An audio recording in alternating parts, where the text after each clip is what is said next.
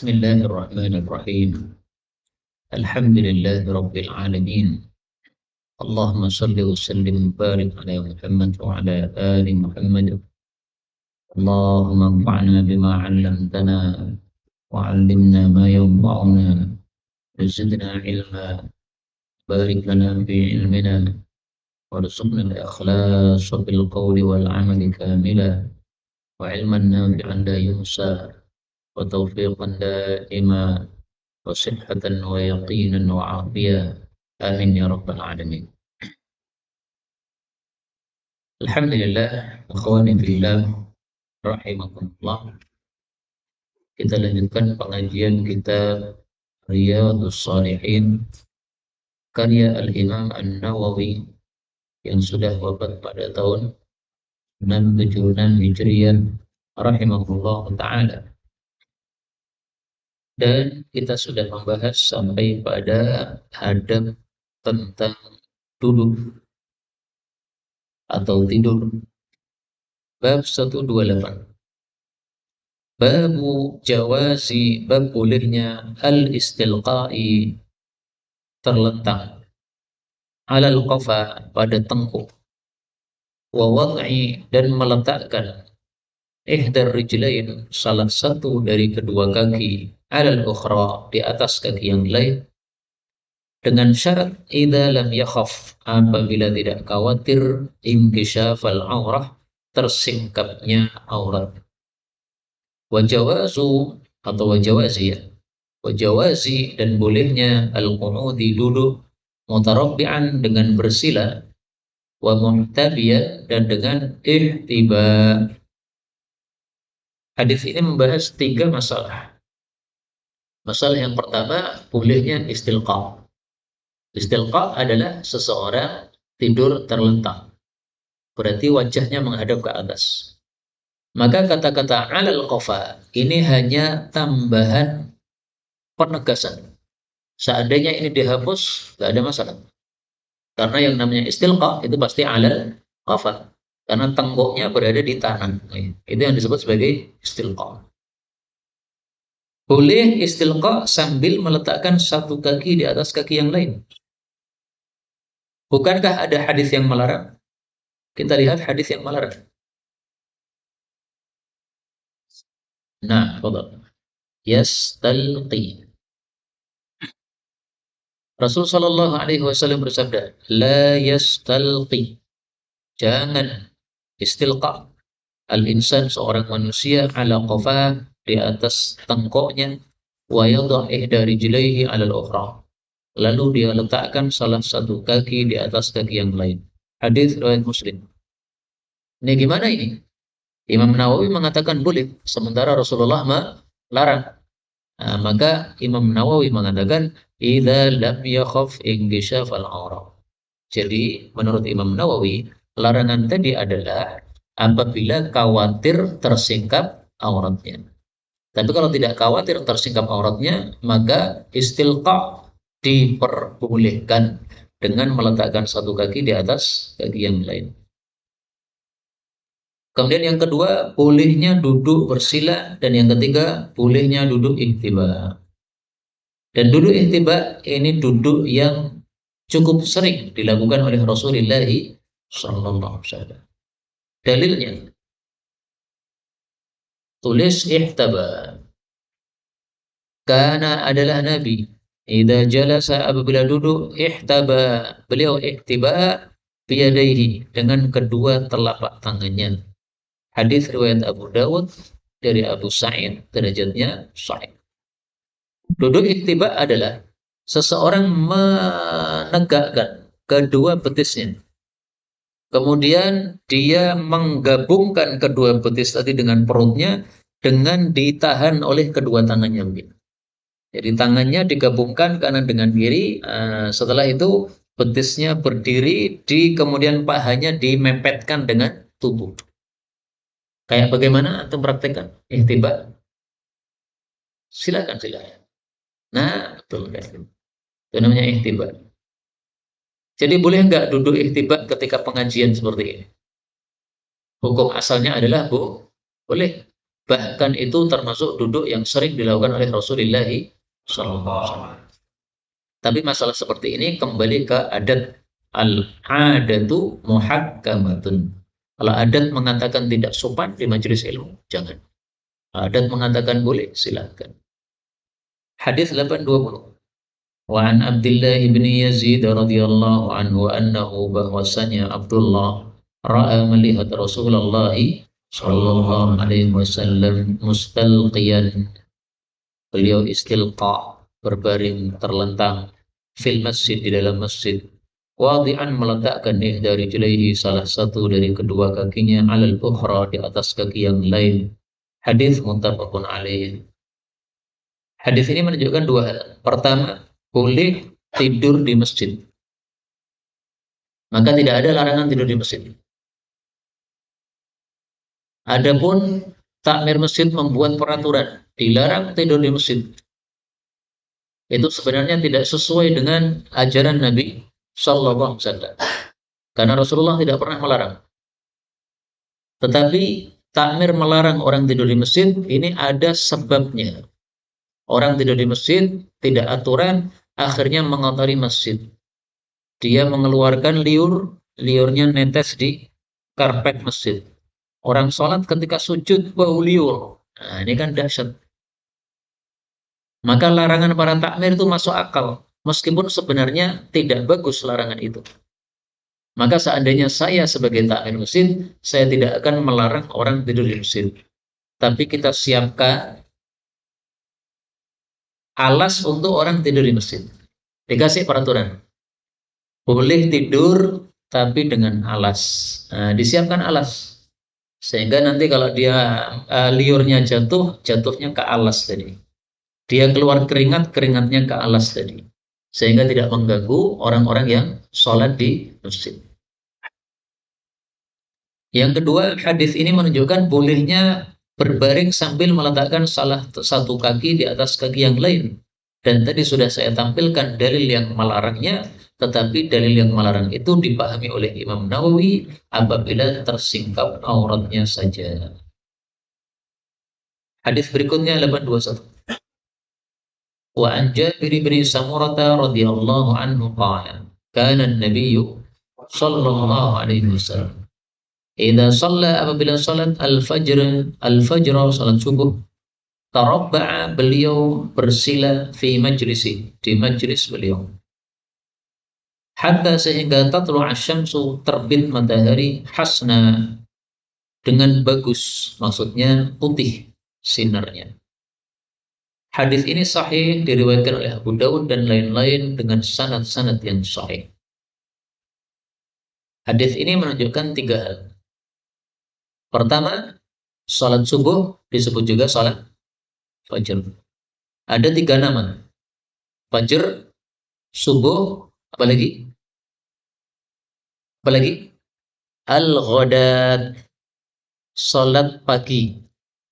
Dari tiga nama ini, subuh, fajr, ghadat, mana yang paling utama? Bukan subuh. Kalau subuh itu yang paling terkenal. Saya tanya bukan yang paling terkenal, yang paling utama. Al-fajr. Kenapa? Karena al-fajr itulah yang disebut di dalam Al-Quran. Maka istilah yang dipilih oleh Al-Quran lebih utama daripada yang tidak dipilih oleh Al-Quran. Allah menyebutkan pada surah Al-Isra ayat 78. Aqimis salata liduluki syamsi, salat duhur, ila ghasaqil lail, sampai isya, wa Qur'an al-fajr, dan salat subuh. Nah, di sini Allah menyebutkan fajr, tidak ghadat dan tidak subuh.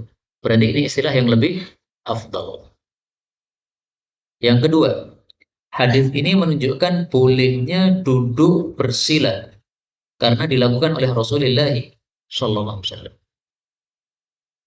Meskipun bersila itu dianggap duduk santai-santai, maka tidak masalah karena tidak ada larangan. Karena itu para ulama mengatakan hukum asal semua model duduk adalah boleh. Kecuali kalau dilarang baru tidak boleh. Apa contoh duduk yang dilarang? Contohnya adalah duduk iqa'a, tapi hanya dalam sholat saja yang dilarang. Iqa'a di luar sholat tidak masalah. Duduk iqa'a itu bagaimana? Tadi yang disebut sebagai ihtiba. Nama lainnya apa? Iqa'a. Tidak boleh dalam sholat. Ihtiba dalam sholat tidak boleh. Yang ketiga, hadis ini menunjukkan bahwa Nabi selesai salat subuh, beliau tetap di masjid sampai terbit matahari. Apa yang dilakukan oleh Nabi ba'da subuh sampai terbit matahari? Pasti berzikir kepada Allah Subhanahu wa taala. Apakah ada yang lain? Ada. Kita lihat ghamasa. Kana idza shallal ghada, adalah Nabi apabila sudah salat subuh. Ja'ahu ahlul Madinah, datang kepada beliau penduduk Madinah. Ini ahli salat, maksudnya ahli. Fi aniyatihi, membawa wadah-wadah mereka. Fi halma, di dalamnya ada air. Fama yu'ta bi ina'in, maka tidaklah didatangkan satu wadah illa ghamasa yadahu fihi, kecuali beliau mencelupkan tangan beliau di dalam wadah tadi. Hadis riwayat Muslim. Jadi salah satu aktivitas Nabi pada subuh adalah memasukkan tangan beliau pada wadah-wadah air. Ini karena para penduduk Madinah mencari apa? Tabarruk, barokah dari tangan Rasulullah sallallahu alaihi wasallam. Dan ini menunjukkan dua hal. Pertama, bolehnya tabarruk dengan asar-asar Nabi Muhammad sallallahu alaihi wasallam. Dan ini ijma'.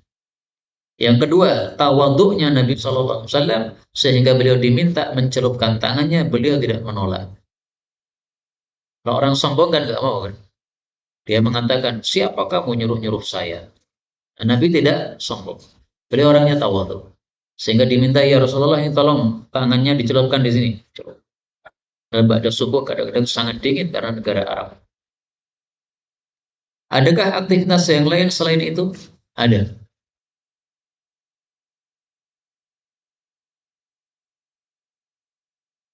Rasulullah Shallallahu Alaihi Wasallam setelah subuh kadang-kadang beliau bertanya, hal ra'a ahadun minkumul lailata ru'yan? Kana idza shallal ghadata, adalah Nabi Shallallahu Alaihi Wasallam apabila sudah selesai salat subuh, aqbala alaihim biwajhi, beliau menghadapkan wajah kepada mereka. Maka beliau bertanya, hal fikum marid? Apakah ada orang sakit yang saya akan menjenguknya? Kalau mereka mengatakan tidak, maka beliau bertanya, hal fikum janazah? Apakah ada jenazah yang saya akan mengikutinya ke kuburan? Kalau mereka mengatakan tidak, maka Nabi bertanya, man ra'a minkum ru'ya yaqussuha alaina? Adakah orang yang tadi malam mimpi bisa menceritakannya kepada kami? Akan ditafsirkan oleh Rasulullah sallallahu alaihi wasallam. Tapi hadis ini riwayat Ibnu Asakir, derajatnya memang dhaif.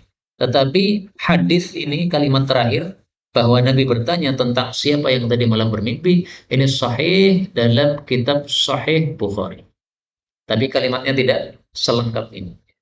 Maka ini termasuk apa? Satu sunnah Nabi pada subuh, kadang-kadang mengadakan kajian, takbir mimpi, kadang-kadang beliau mencelupkan tangan di wadah, dan aktivitas zikir-zikir yang lain. Kita lanjutkan 822. Wa 'an Ibnu Umar radhiyallahu anhuma qala, ra'aitu Rasulullah sallallahu alaihi wasallam fi fina'il Ka'bah, di halaman Ka'bah, muhtabiyan, beliau melakukan duduk ihtiba, biyadaihi, dengan kedua telapak tangannya, hakadha, seperti ini.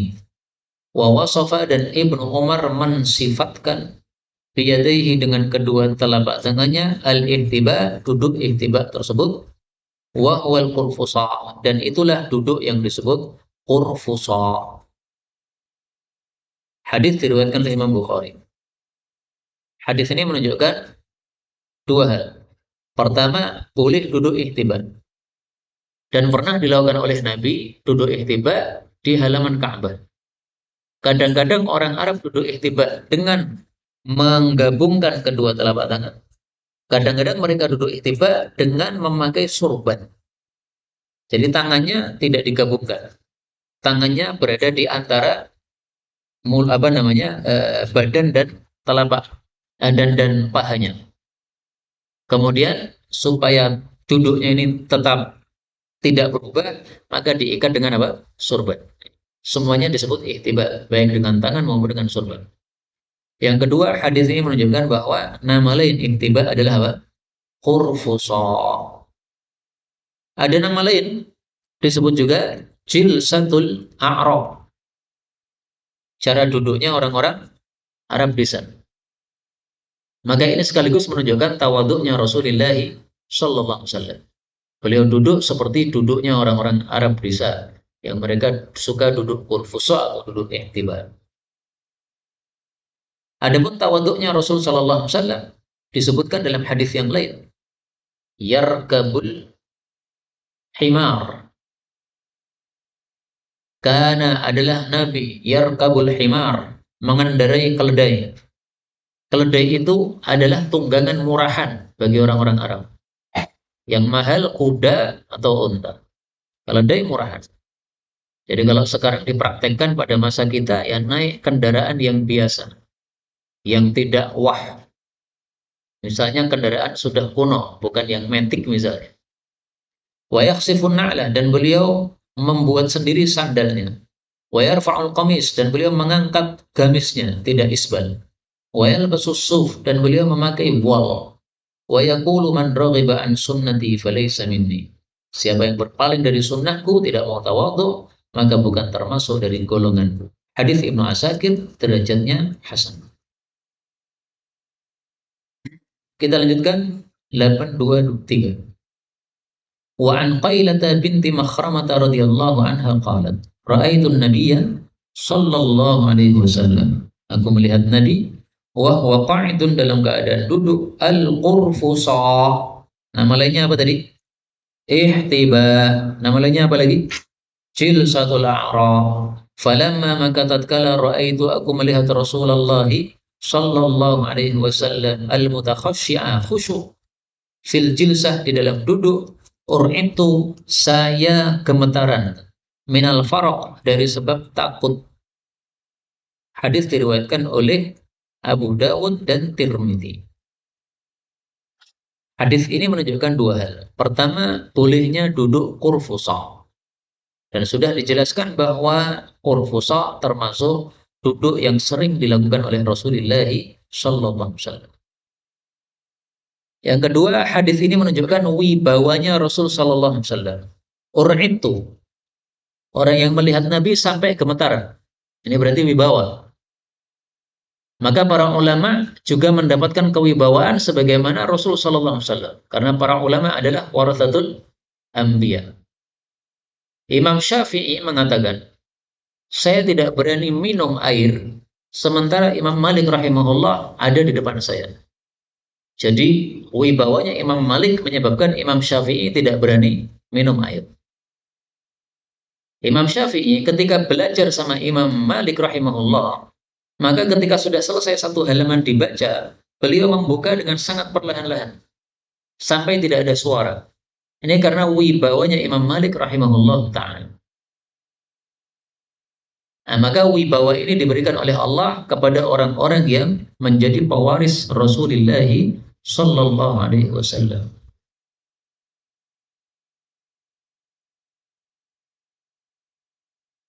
Ada seorang perempuan, ketika melihat Nabi maka dia gemetaran, ketakutan. Apa kata beliau? Hawwin alaik, tenangkan dirimu. Hawwin alaik. Ini mestinya alaiki, ya. Karena ini sabdanya kepada seorang perempuan. Hawwin alaik, tenangkan dirimu. Fa inni, karena saya ini, kata Nabi, lastu bimalik, saya bukan raja. Innama ana ibnu imra'ah, saya hanya anak seorang wanita min Quraisy, dari suku Quraisy, kanat ta'kulul qadid, yang dia biasa makan dendeng, yaitu seperti makannya orang-orang kebiasanya. Tidak beda dengan yang lain. Hadis riwayat Ibnu Majah, derajatnya sahih. Maka kalau ada seorang ulama wibawanya besar, menyebabkan orang ketakutan, disunahkan seperti ini. Kamu nggak usah takut sama saya. Oke. Santai saja, nggak apa-apa. Demikian juga seorang ulama, menurut para ulama, mustahab kalau dia bersama orang lain, maka adalah dia membuat suasananya cuer. Suasananya jadi enak. Jangan membuat mencekam semuanya ketakutan. Misalnya dalam satu mobil, ini ada seorang ulama di situ. Nah, semuanya ketakutan sehingga tidak ada yang berani bicara sama sekali. Gara-gara ada ulama ini. Nah, mustahab menurut para ulama bahwa ulama yang ada di mobil tersebut untuk membuat suasananya jadi biasa. Dia yang memulai bicara misalnya. Karena kalau yang lain-lain bicara sementara beliau diam, ya semuanya kan takut untuk memulai bicara.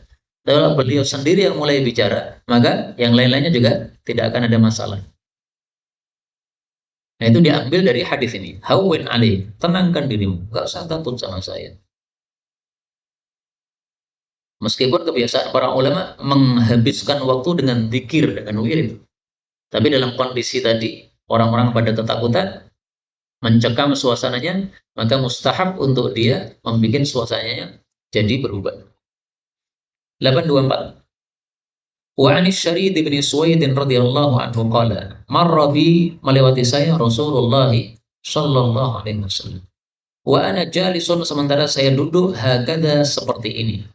Waqad wada'tu, saya meletakkan yadil yusra, tangan kiri saya, khalfa dhahri, di belakang punggung saya. Wattaka'tu, dan saya bertekanan ala atas ilyati yadi, bagian pantat dari telapak tanganku. Tahu bagian pantat? Bagian pantat itu adalah bagian yang dekat dengan jempol. Ini bagian pantat. Ini disebut apa? Ilyah. Kalau yang sini disebut apa? Surrah. Nah, maka orang Arab itu punya nama lengkap ya. Ini asobi, jari-jari. Ini surrah. Ini ilyah. Kalau ini semuanya kafun, telapak tangan. Nah, ini dia bersandar pada ilyatiyati, bagian pantat dari telapak tanganku, bagian bawahnya sini. Faqala, maka Nabi bersabda, ataqa'udu, apakah kamu duduk qa'datan, seperti cara duduknya atau kondisi duduknya al-maghdubi alaihim, orang-orang yang dimurkai oleh Allah Subhanahu wa taala. Siapa mereka? Orang-orang Yahudi. Hadis diriwayatkan oleh Abu Dawud dengan sanad yang sahih. Hadis ini menunjukkan dua hal. Pertama, makruhnya duduk seperti ini. Bagaimana? Yaitu menyandarkan satu telapak tangan kiri di belakang punggung kita. Apabila yang dijadikan tekanan adalah bagian pantat dari telapak tangan. Maka kalau yang kita gunakan untuk bersandar ini bukan bagian pantatnya, tetapi bagian surahnya, tidak masalah. Coba dipraktekkan bagian surahnya kamu. Ya kamu ya. Nah itu di situ aja di situ. Taruh di belakang, tapi surahnya, ininya yang di belakang, surahnya. Nah itu nggak apa-apa. Ya, begitu nggak apa-apa. Kenapa? Ini bagian apa? Surah. Yang dilarang adalah bagian ilyah. Demikian juga kalau yang kita sandarkan itu adalah telapak tangan kanan. Meskipun bagian ilyah, maka tidak apa-apa. Kenapa? Karena Yahudi itu adalah yang telapak tangan kiri dan bagian apa? Ilyah. Demikian yang dijelaskan oleh sebagian guru kami. Apakah semua ulama sepakat dengan penjelasan ini? Saya nggak ngerti. Yang penting saya menyampaikan kepada antum seperti yang disampaikan oleh guru saya. Kata guru saya, seorang syekh dari Suriah, tapi tinggalnya di Malaysia. Beliau mengatakan ini hanya berlaku untuk tangan kiri dan hanya berlaku untuk bagian ilyah. Ketika kita menggunakan surah, nggak masalah. Kita menggunakan telapak tangan kanan, tidak masalah. Yang kedua, hadis ini menunjukkan tercelanya orang meniru tingkah orang-orang kafir, al-maghdubi alaihim. Orang-orang Yahudi termasuk orang-orang kafir. Rasul sallallahu alaihi wasallam bersabda, laisa minna man tashabbaha bi ghairina. Tidak termasuk dari kelompok kami orang-orang yang menyerupai selain kami, yaitu non-muslim. La tashabbahu bil yahud. Jangan menyerupai Yahudi. Wala bin Nasara. Jangan menyerupai Nasrani. Salamnya Yahudi adalah isyarat dengan jari-jari. Salamnya Nasrani adalah isyarat dengan telapak tangan. Maka di Indonesia ini orang ketemu mengatakan dada, ya. Itu karena apa? Mengikuti tingkah orang-orang Nasrani, banyak Nasrani di Indonesia ini. Itu adalah resapan dari agama Nasrani. Jangan dilakukan. Hadis riwayat Tirmidzi hasan. Maka kita ajari anak-anak kita kalau melambaikan tangan boleh, tapi bukan dada, tapi assalamu alaikum. Boleh melambaikan tangan apabila disertai assalamualaikum. Tidak boleh melambaikan tangan apabila tidak disertai dengan assalamualaikum. Karena Rasulullah juga pernah melambaikan tangan dengan salam. Sudah selesailah bab tentang masalah berbaring dan duduk. Ada yang istilqa, ada yang mutarabbi, ada yang muhtabin atau qurfusa. Kita lanjutkan bab 129. Babun fi adabil majlis, adab-adab tempat duduk, wal jalis dan teman duduk. Termasuk dari adab teman duduk adalah kita disuruh mencari orang-orang yang baik. Rasul Shallallahu Alaihi Wasallam bersabda, "Mathalul jalisis salih, perumpamaan teman duduk yang baik dan teman duduk yang buruk seperti pembawa minyak wangi misik dan peniup alat pandai besi." Orang yang membawa misik, ada kalanya memberi engkau minyak wangi, ada kalanya engkau membeli dari dia minyak wangi. Ada kalanya engkau mendapatkan bau wangi. Adapun yang meniup pada alatnya tukang pandai besi, ada kalanya dia membakar bajumu, ada kalanya engkau mendapatkan bau yang tidak enak dari dia. Hadis qaf, apa ini qaf? Muttafaqun alaih. Muttafaqun alaih. Maka termasuk adab duduk adalah kita berkawan dengan orang-orang yang baik karena kebaikannya akan merembet kepada kita. Apa dalilnya? Bahwasanya kebaikan orang itu merembet kepada orang lain dan keburukannya juga merembet kepada orang lain. Rasul Shallallahu Alaihi Wasallam bersabda, "Ar-rajulu, seseorang itu ala dini khalilih, atas agama kekasihnya. Falyanzur ahadukum may yukhalil." Maka hendaklah memperhatikan masing-masing kalian kepada siapa dia berteman.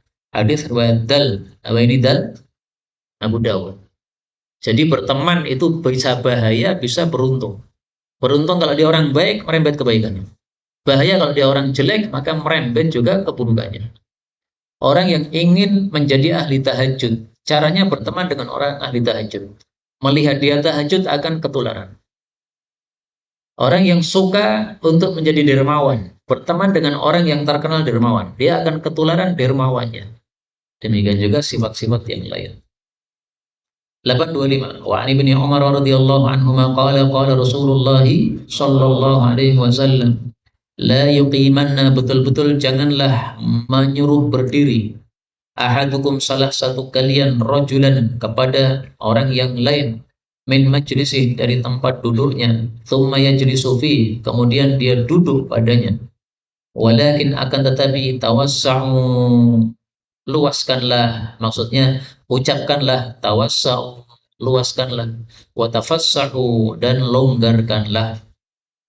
Wa kana Ibnu Umar, dan adalah Ibnu Umar, idza qama lahu, apabila berdiri untuk beliau, rajulun, seorang laki-laki, min majlisih, dari tempat duduknya, lam yajlis fi, beliau tidak mau duduk pada tempat tersebut. Hadis muttafaqun alaih. Hadis ini menunjukkan 3 hal. Yang pertama, tidak boleh kita menyuruh pindah orang lain dari majelisnya lalu kita duduk padanya. Kenapa? Karena itu termasuk sifat sombong. Seolah-olah dia mengatakan kamu tidak berhak di sini, yang berhak di situ saya. Ini sombong sebenarnya. Yang kedua, hadis ini menunjukkan kalau kita ingin tempat duduk padahal tempatnya sudah penuh, maka kita ucapkan tawassa'u, tafassahu, tolong longgarkan, saya mau ikut duduk. Nah, nanti semuanya merapatkan sehingga ada tempat yang longgar untuk orang yang datang tersebut. Masalah ini disebutkan oleh Allah dalam Al-Quran pada surat apa? Al-Mujadalah. Idza qila lakum tafassahu fil majalis atau fil majlis, dua qiraah. يا أيها الذين آمنوا إذا قيل لكم تفسحوا في المجلس فافسحوا يفسح الله لكم قيل لكم lam ketemu lam boleh idgham tafassahu fil majlis boleh majlis boleh majalis dua qiraat fafsahu maka longgarkan. Jadi kalau ada orang datang mengatakan tafassahu, kita disuruh untuk melonggarkan. Ini adab seorang muslim, memberikan tempat kepada orang yang datang supaya dia tidak malu untuk ikut datang atau duduk di tempat tersebut. Yang ketiga, hadis ini menunjukkan bahwa Ibnu Umar kalau dihormati seseorang sudah duduk di satu tempat, kemudian orang itu pindah dan dia mengatakan, "Silahkan Ibnu Umar duduk di sini." Beliau tidak mau. Kenapa? Ini sangat dahsyatnya warok Ibnu Umar sehingga khawatir kalau beliau duduk di situ termasuk melanggar hadis ini. Apakah betul-betul termasuk melanggar? Sebenarnya tidak. Tapi ini hanya sifat apa? Warok. Jadi kalau antum dihormati seseorang, orangnya pindah, kemudian monggo Ustaz, antum jadi Ustaz, kemudian antum dihormati. Monggo Ustaz, boleh nggak duduk di situ? Bolehnya boleh. Maka antum pilih. Silahkan duduk boleh, karena tidak termasuk yuqiman. Atau antum bersikap warok seperti Ibnu Umar juga boleh. Silakan antum aja. Saya berdiri nggak apa-apa. Boleh. Terserah antum. Kalau antum mau duduk, maka berarti antum menggunakan perkataan Ali bin Abi Thalib. Ali mengatakan, La yaruddul ikrama illa himarun. Tidaklah menolak pemuliaan kecuali keledai. Maksudnya Ali bin Abi Thalib, kalau kamu dimuliakan orang, terimalah. Misalnya nih, saya datang ke tempat sini, NDM. Disiapkan minuman. Ada yang ngecurkan minumannya. Ini Ustaz. Nah, maka jangan ditolak. Terima saja. Bismillah, minum. Kalau kenyang gimana? Nah, kalau kenyang bilang aja, separuh aja, nggak usah penuh. Jadi jangan menolak pemuliaan atau penghormatan. Biarkan orang memuliakan kita, itu yang melakukan hakikatnya bukan dia, tapi Allah Subhanahu wa Ta'ala. Allah memberikan taufik kepada dia untuk melakukan hal tersebut, maka hadiahnya Allah jangan ditolak. Ini tafsiran perkataan Ali bin Abi Thalib tadi. Kita lanjutkan hadis 826. Wa an Abi Hurairah radhiyallahu anhu anna Rasulullah sallallahu alaihi wasallam qala, "Idza apabila qama berdiri ahadukum salah satu kalian min majlis dari majlis, thumma raja'a ilaih kemudian dia kembali ke majlis tadi, fahwa maka dia itu ahaqqu bih lebih berhak terhadap majlis tadi." Hadis diriwayatkan oleh Imam Muslim. Jadi misalnya antum hadir di masjid, kemudian berada di saf pertama. Setelah itu batal, maka antum wudhu. Balik-balik di tempat itu sudah dipakai orang. Antum boleh menyuruh orang itu berdiri. Mohon maaf, ini tadi tempat saya. Silakan antum berdiri di tempat yang lain. Maka maksudnya ini adalah pengecualian dari hadis yang tadi. Tidak boleh menyuruh berdiri orang lain. Apakah ada pengecualian? Ada. Kecuali apabila kamu bangkit dari majelismu, kemudian diduduki orang. Kamu menyuruh berdiri dia. Boleh enggak? Boleh. Maka di sini berlaku kaidah likulli qaidatin apa? Mustathnaya. Setiap kaidah ada pengecualian. Hadis yang pertama itu kaidah. Enggak boleh menyuruh orang berdiri dari tempat duduknya. Hadis kedua itu pengecualian. Boleh menyuruh berdiri apabila itu sebenarnya asalnya adalah majlis antum.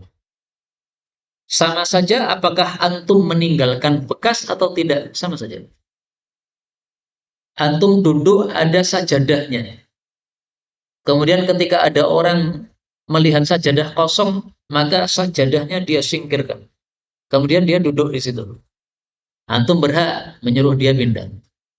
Atau antum tidak meninggalkan bekas sama sekali. Nggak ada sajadah, nggak ada peci, nggak ada apapun. Tapi antum tadi duduk di situ. Boleh nggak menyuruh dia berdiri? Boleh. Kenapa? Memang itu adalah tempat duduk kita yang pertama kita duduk di situ. Hadis 827.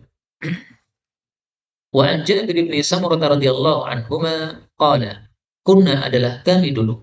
Idza ataina apabila kami mendatangi an-nabiyya sallallahu alaihi wasallam, jalasa duduk ahaduna salah satu kami haitsu yantahi di tempat di mana dia berhenti, di mana dia sampai.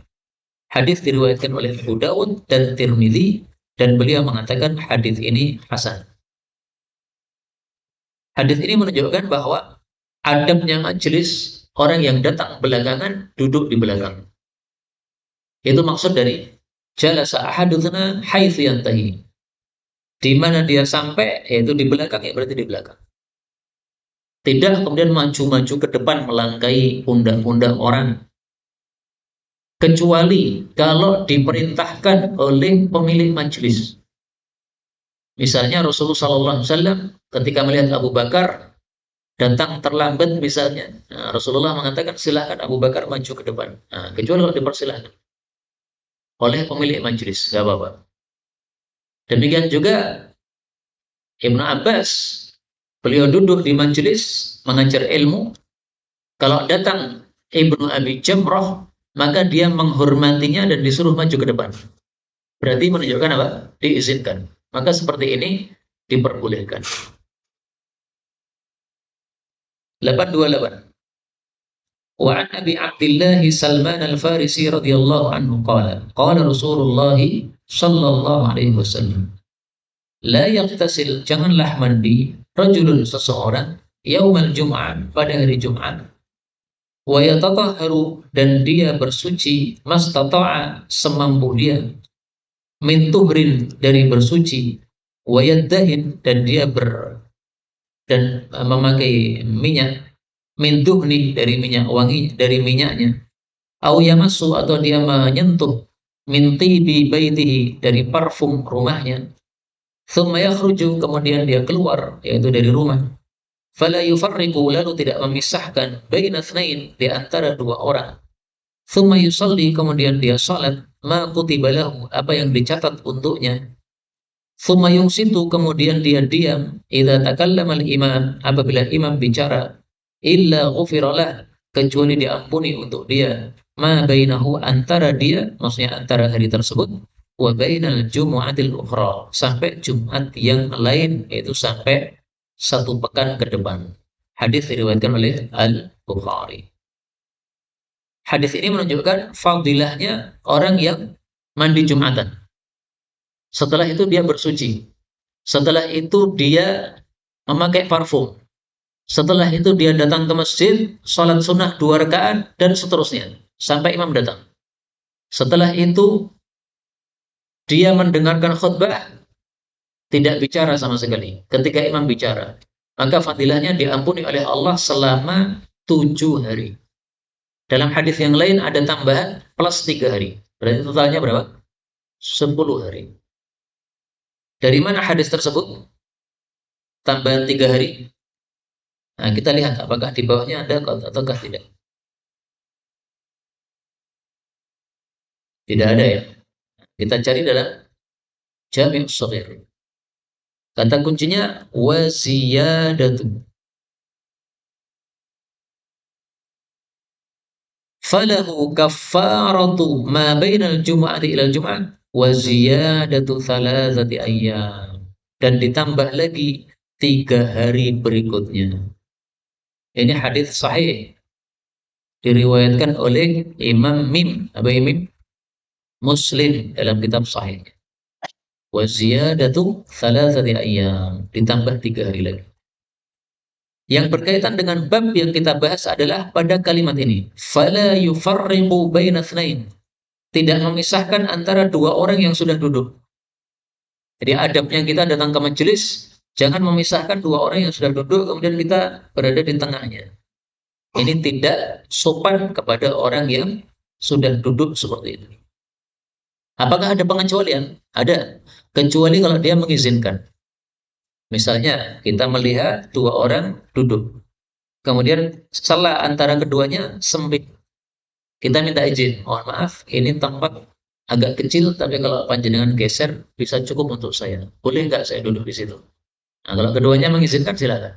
Jadi keduanya geser, satunya ke kanan, satunya ke kiri, maka longgar untuk antum di situ. Boleh minta izin, nggak ada masalah. Atau dua orang ini yang teledor, yang taksir. Taksirnya gimana? Di depan ada tempat kosong, tapi mereka tidak mengisi. Soft pertama misalnya ada tempat kosong. Ini dua orang duduk di belakang, di soft yang kedua. Nah, maka kita pisahkan untuk kita masuk ke soft yang kosong tadi, boleh. Karena salahnya dua orang ini sendiri yang tidak maju ke depan untuk mengisi tempat kosong tersebut. Boleh kita pisahkan untuk kita maju ke depan. Kemudian kita ambil beberapa faedah yang lain. Faedah yang pertama, Salman Al-Farisi memiliki julukan apa? Salmanul Khair. Salman ahli kebaikan. Berapa usianya Salman? Berapa? Disebutkan oleh para ulama sepakat bahwa usia beliau 250 tahun atau ada yang mengatakan 350 tahun.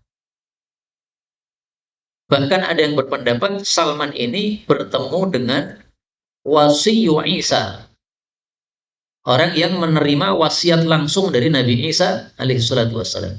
Maka usianya panjang, minimal 250 tahun atau 350 tahun. Konon sepakat ulama seperti itu. Berarti usianya panjang.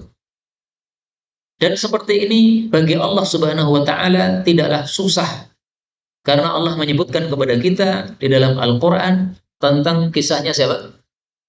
Ashabul Kahfi wazdadu tis'a. Surat Al-Kahfi ayat 25. وَلَبِثُوا فِي كَهْفِهِمْ 300 سِنِينَ وَازْدَادُوا تِسْعًا.